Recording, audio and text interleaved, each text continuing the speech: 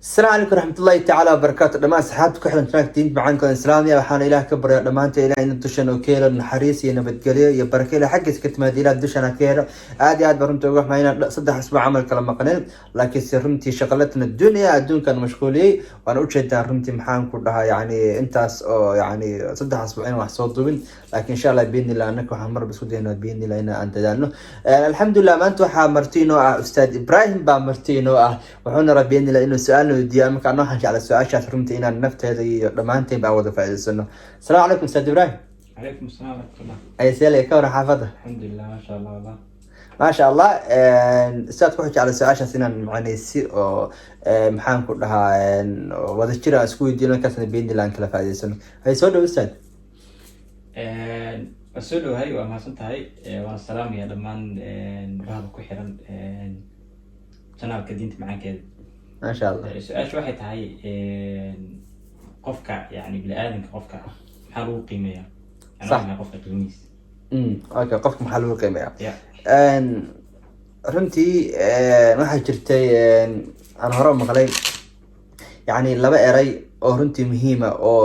jawaabta su-aashaada runtii aan kaga bixin kara maanta markii laga soo tago yani waxyaalaha caadiga yani qofka qiimaha ugu weyn uu leeyahay waxa waaye oo qofka aan ku qiimeyn karno waa heerka xiriirka rabkiisa ula leeyahay taas waa number 1 su-aal iskama geenayo wixii ka soo haray maxaan sameynaa waxaa jira hadal cajiib oo ahaa baa jiray dadka caadiga ah markay wax qiimeynayaan waxa la yiraahdaa wax ku qiimeeyaan qiimatul mar'i ma yaxsunuhu qofku waxay ku qiimeeyaan waxa uu haysto qofka dadka caqliga caadiga leh markay wax qiimeeyaan dadku waxay ku qiimeeyaan wax uu qofka haysto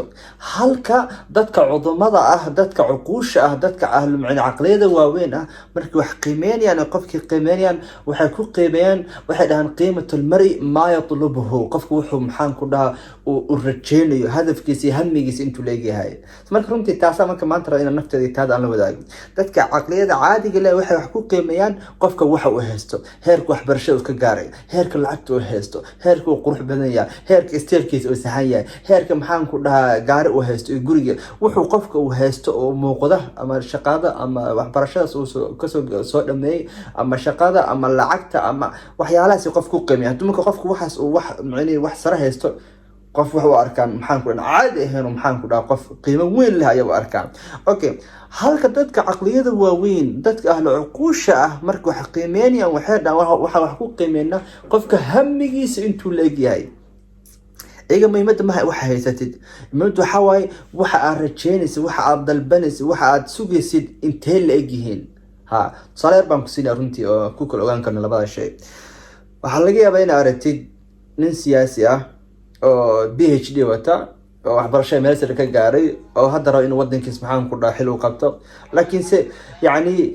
marka kor ka fiirisid waa PhD buu wataa suud wali uu ka wataa lacag buu leeyahay gaariyaal buu leeyahay waa kaas yani marka kor caadi kama aha laakiin waxa uu rajeynayo iyo waxa uu sugayo iyo hamigiisa waxa way hadda kursi ku fariisatay lacag samee dadkaaga yani u hiil like that ninka hamigiisa inta suleeya laakiin kor wax weyn buu ka yahay okay halka laga yaabaa wiil yar oo iska caadi muqdisho iska jooga oo laakiin macnaheedu hamigiisu inuu si maxaan ku wadankiisa xil u qabto laakiin wuxuu ku haminayo yahay waxa raba inaan soo celiyo casiga sharafta maxaan ku wadanka galaha waxa raba inaan dadkii faqriga ka saaro waxa raba wadanka inuu noqdo wadanka ugu sareeyo maxaan ku markaad la hadashid hamigiisa ugu weyn waxa waaye sida wadankiisa casiga sharaftiisa maxaan ku xilliga hore laha u soo celin lahaa marka labada nin waad kala garan kartaa yani hamigood intuu kala leeyahay midna hamigiisa waa kursiga kali midna asagu waxba yani haysan markii kor laga fiiriyo laakiin wuxuu ku haminayo waa wax aad iyo aad u weyn saadalka marka waxaan ku leeyahay aniga ilaah naga maray qofka ku macni dadka wax ku qiimeeya waxa kale dadka caqliyada caadiga waxa wax ku qiimeeyaan qofka wax haysto halka dadka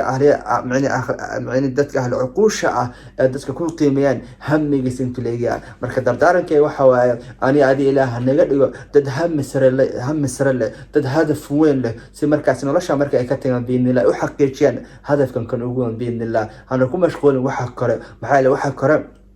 ma aha wax dhabta ah oo adiga maxaan ku dhaha ku cadeynaya. sadarta ilaahay quraanka wuxuu ku yiri inna akramakum inda allahi atqakum, kiina idinku cabsi badan waa kiina maxaan ku dhaha kiina idinku sharafta badan waa kiina allah idinku iimaanka weyn, idinku allah cabsiga badan. iimaankii allah ka cabsi waxa ku jira qulubta ku jira qalbiga ku jira waxa ku marka aniga aad mis garan karnaa